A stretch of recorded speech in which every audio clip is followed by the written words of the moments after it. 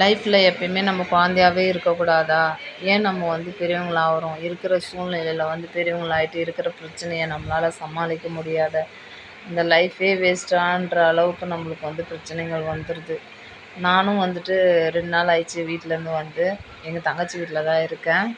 கொஞ்சம் மன நிம்மதிக்காக வந்தேன். ரொம்ப கஷ்டப்பட்டு தான் இந்த வீடியோ போடுறேன் நான். சுற்றி இருக்கிற பிரச்சனை சூழ்நிலைகள் சத்தியமாக எனக்கு ரொம்ப மனவேதனையை கொடுத்துச்சு. இது எங்கள் தங்கச்சி பையன், அவன் விளையாடுறது, அவன் கூட விளையாடிக்கிட்டு கொஞ்சம் ரிலாக்ஸாக இருக்கலாம் அப்படின்னு சொல்லிட்டு நான் வீட்டை விட்டு வந்திருக்கேன். நானும் எங்கள் பெரிய பையனும் வந்திருக்கோம். 2 பேரும் சேர்ந்து இப்போ எங்கள் தங்கச்சி வீட்டில் தான் இருக்கோம், சென்னையில்.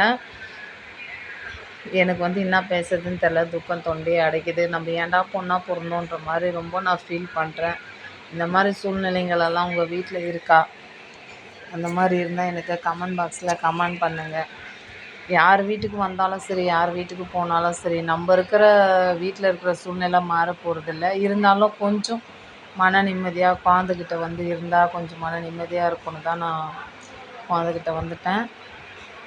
அவன்கிட்ட பேசி சிரிச்சுக்கின்னு விளையாடிக்கின்னே இருக்கோம். அப்படியே கோவிலுக்கு போனோம். நானும் என் பெரிய பையனும் போயிட்டு 2 பேரும் சேர்ந்து ஒரு ஃபோட்டோ ஒன்று எடுத்துக்கணும். அம்மா அம்மா சொல்லிட்டு குழந்தை விளையாடிட்டே இருக்கான். எனக்கு என்ன பேசுறதுன்னு தெரியலங்க. ஓகே நண்பர்களே, பாய் நண்பர்களே. மறுபடியும் இன்னொரு வீடியோவில் சந்திப்போம்.